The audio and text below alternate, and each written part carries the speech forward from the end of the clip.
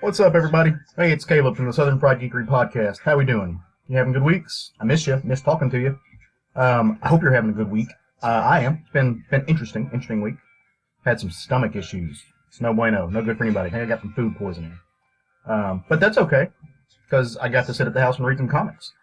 Before we talk about the pull list, though, as I welcome you to another one of our little SFG side dishes here, I want to again invite you, if you happen to be in Central Arkansas or somewhere around the middle of the state, you should definitely come hang out with us Saturday at Kapow Comics over in Sherwood, Arkansas, around about 5 p.m., because we're going to be doing a live recording of a special episode that we are looking forward to. It's our second annual. Can't believe we have something we can consider second annual. Second annual halftime show, 2019 halftime. We're going to be talking about the books that we have enjoyed so far. We're not going to label anything our favorite. We're going to get some options. Just going to talk about the stuff that we have really been enjoying, much like we do on the show, but our own personal lists. Really looking forward to that because, again, get to record in the evening, which means I'm going to throw a few back. It's always fun. But also just because it's always a fun time. I love these review shows. A lot of shows only do it once a year. They do it at the end. But 12 months, man, it's a long time, and there's so much potential to forget about what you're reading, especially with miniseries and maxi series and everything else, and series that end early in the year. So I want to make sure we hit those and remind ourselves just kind of what we're digging so far. I can't wait. Please come out and hang out with us again. Kapow Comics in Sherwood, Arkansas. You can Google it for the address. We'll all be there. We look forward to seeing you, to hosting you, and to recording a podcast live in front of a happy, smiling, nerdy audience. So it's New Comic Book Day. My favorite day of the week. One of them. There's only like 7 in the week, so, it's definitely top 7. The fuck did I just say? Anyway, here's what I picked up this week. I'm going to start indie this week. Image and everything else. It's not the big two. From IDW, a book I'm really excited about. It is Dracula. This is, if you remember, in the early 90s. I think Craig said around about 93, 94. I could probably check the thing. I haven't looked yet. Let's see. When was this?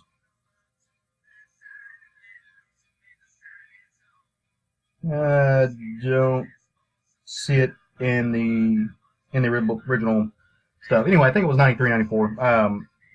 The incredible team of Roy Thomas and Mike Mignola got together with John Nyberg on the inks, Mark Chiarello on the colors, to do a comic adaptation of the feature film.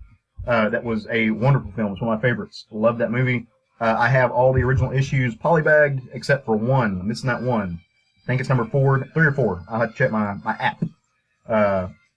But I'm really excited to actually finally get to read this, because I've never read it. Again, left all my stuff polybagged. Why? I don't know. It's stupid.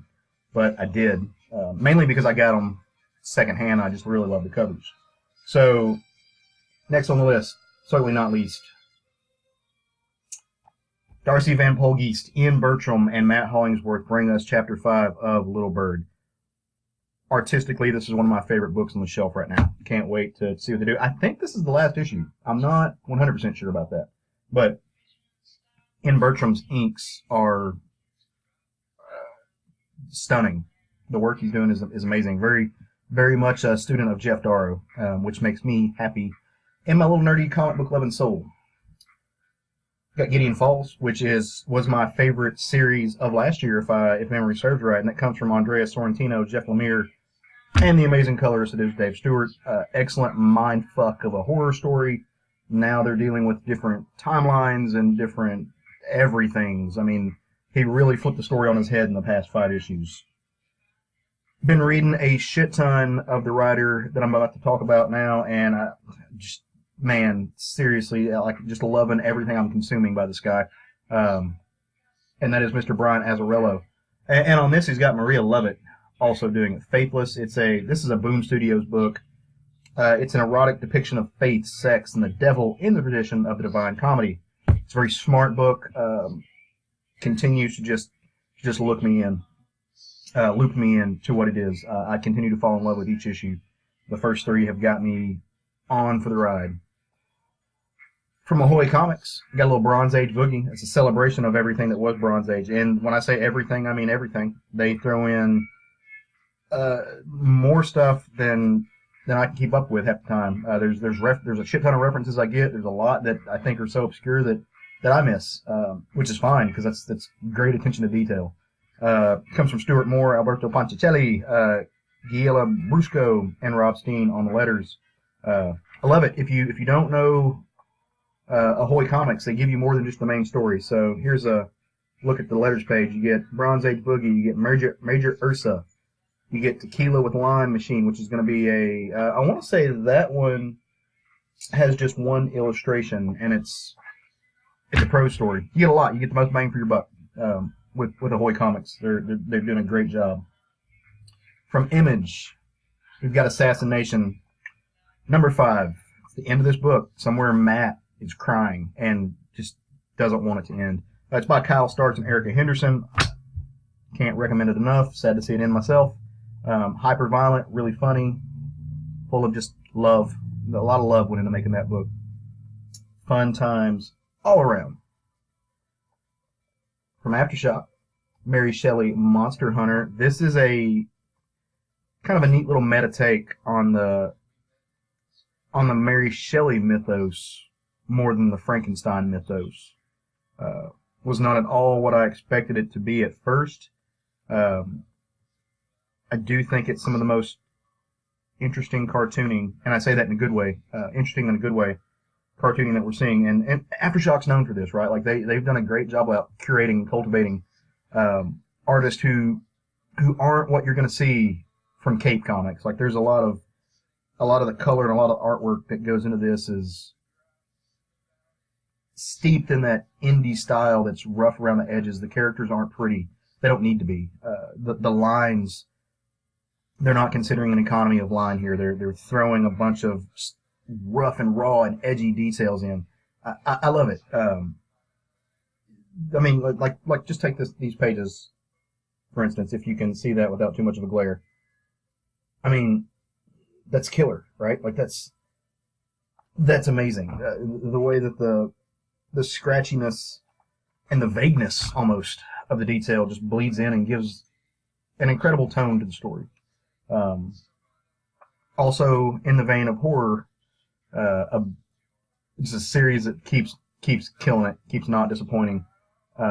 Jughead the Hunger, and this is Jughead the Hunger versus Vampironica. I know I've said it before. Who knew the Archieverse would be where you would want to go for your fun monster books? But it's great, man. They're doing everything.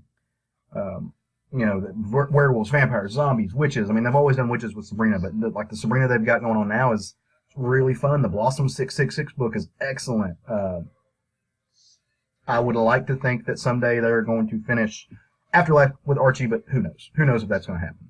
I'm not going to lose any sleep over it. But yeah, man, Jughead the Hunger. Solid stuff. Versus Vampironica. Likes it. So that's it for the indie stuff. Start with DC, and it's not going to take long because I've only got one DC book this week. It's a lonely DC book, and that is Batman number 75, City of Bane, kicks off. Tom King, Tony Daniel, I think Mitch Gerards does the cover on this. This is Tom King kicking off his final run. The City of Bane storyline is going to be 10 issues, and it's going to culminate with issue 85, which, from what we were being told, is his last issue on the book before he jumps over to his Batman Catwoman book.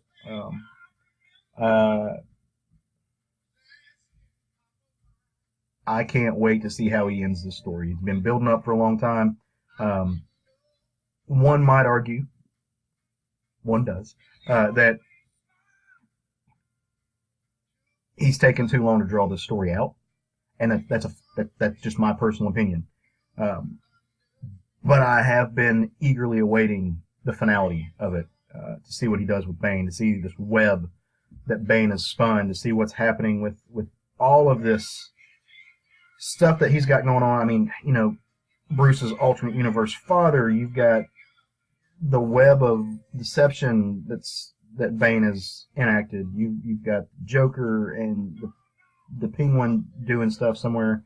All of Batman's rogues gallery seem to have been amassed underneath Bane to just ruin his fucking life in a way that's both systematic and an emotional roller coaster. I mean, they're putting the dude through a lot, not just him, but all of his quote unquote kids. I don't know. I think Tom King has got an excellent tenure on the book. There's been some really high highs. Honestly, to me, there's only been one low as far as arcs go in the series, and that was his Nightmare arc.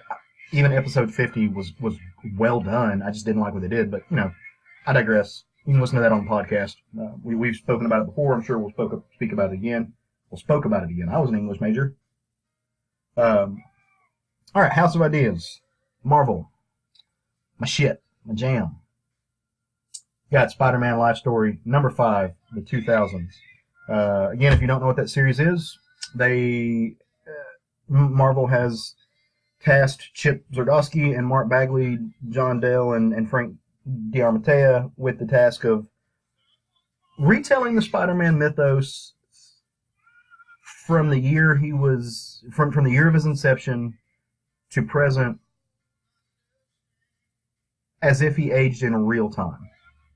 So early 60s, I want to say 62, 63, is when Stan and Steve started Spidey. If I'm a year off on that, y'all forgive me. It's not the Hulk, so I just don't know. But so by the 2000s, he's in his 50s, 60s, 70s, 80s, 90s, 2000s. So he's gonna be a 50-year-old man. It's been fun, man. I love watching Mark Bagley draw this stuff. Mark Bagley on the Spider-Man just makes my little heart happy.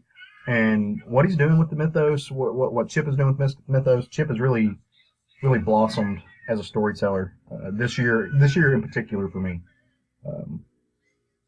Off the top of my head, I think of maybe it's a little previews for those of you who are looking for the show. Writers that really came out swinging this year, on the short list was definitely Chip and maybe Kelly Thompson for me. People who weren't in the spotlight, just steeped in the spotlight before, but are now. Next on the list, Uncanny X-Men 22. I'm reading it because I've been reading it. I feel like once they announced the Hickman stuff that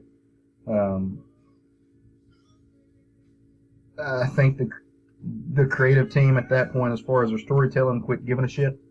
It had gotten really good. First 10 issues of this art of the story, 1 through 10 or 1 through 11, whatever it was, I didn't care for. They were doing this multiple writer thing that just wasn't working for me. Then it got really, really good. And then the last issue, I feel like Rosenberg just kind of whipped it. Oh, by the way, it was Matt Rosenberg, Salvador Larroca with David Messina, Guru FX on the colors, and Joe Caramagna on the letters. One thing that they're not phoning in at all is the art.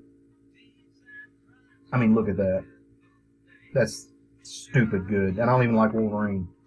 Actually, you know what? Fuck Wolverine. Let me show you something else. Spoiling shit. Look at this. It's gorgeous. Look at Atlas in the background. Huh? That's the hotness. Salvador Larroca, y'all. That man can draw. And I like to look at it. I'm going to save this one for last. Because it's the best. This one, The Invaders. Also a Chip Zdarsky book, which, again, just killing it. This one you've got Butch Geist, you've got Carlos Magno, and Alex Guimarães killing it on the colors. Captain America, Namor, and Winter Soldier, not to mention the Human Torch. If you love Namor, if you love the relationship between those early Invaders, you need to check this book out. It's doing some really cool work. And it's just a lot of fun. Namor is being the classic Namor that you know, where he's just not getting along with anybody and just doesn't give a shit what anybody thinks. And he's out for blood. And his old pals, Gotta step in. Zardosky did his homework to write that series. So, stunning. A book, Domino's Hotshot.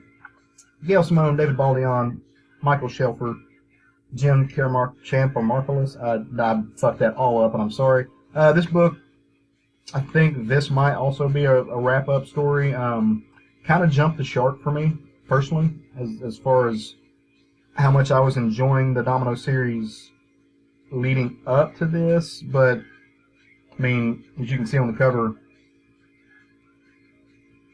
you've got Domino surrounded by some Beyonders, the big cosmic stuff. Just not for me, and that's fine. It's fine. It's just not for me. Is this fucking just Chip Week or something? Daredevil, number 8, Chip Zdarsky. New creative team on this, so let me hang on. I don't recognize some of these folks.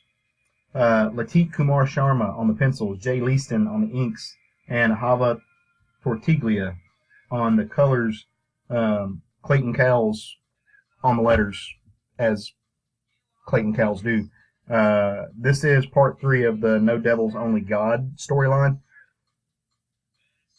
Issue 8, 7 issues of this series have been just top notch. Do kind of miss Chichetto on the book, but I know, artists, they only do so much. But this art is it's definitely not lackluster. It's just not Chichetto, but I am getting used to it, and the storytelling hasn't faltered. If anything, it took a blip, not a dip, a blip, and then popped right back up. And then last, and the best thing I am reading this week, undoubtedly, Immortal Hulk, number 21. Al Ewing just is taking the Hulk mythos and just reworking it and warping it and changing it and getting everything he can out of it, and it's scary. It's doing things to the Hulk mythos that's never been done before, and it's unlike any book on the shelf from Marvel right now. It's a horror story. It's also a love letter. This one is drawn by Rodden Bodenheim. He's a guest artist, and Paul Mounts, who is the regular color, and Corey Petit, whatever. Says, all you need to know, right there, Eisner Award nominee. And after this weekend, hopefully, Eisner Award winner. I got my fingers crossed. I have high hopes for those guys. For the entire people, everyone who's worked on this book. They deserve it, because the book is incredible. One of the best-selling books at Marvel, and I think that's for a reason. Well, that's what I'm reading this week. That's all I got. You should definitely come by our Facebook page and tell us collectively, the podcast folks and listeners, what you're reading this week. We would love to have that conversation. We'd love to communicate with you guys, start stuff off, and really just, make friends. That's, the comics community, man. That's what we love. We love you guys. We love to talk about them. We also have our Facebook page, or not that. We have our Instagram page. We have a Twitter page, and you can shoot us an email at southernfriedgeekery@gmail.com. Again, you're in Central Arkansas, man, and you wanna come up and sit in on a live recording of the show. Maybe find out about a few comics that we consider to be the tip top of what's being published right now. Saturday, Kapow Comics. Saturday the 20th, Kapow Comics, 5 o'clock in the evening. We hope to see you there. Because we would love to actually, get some face-to-face time with some people who listen to the show. That's just cool for us. You guys take the time out of your busy schedules to listen to what we have to say, and we would love to shake your hand for it. So, I've got nothing else, guys. Go forth, love some comics, and we'll talk at you later this week.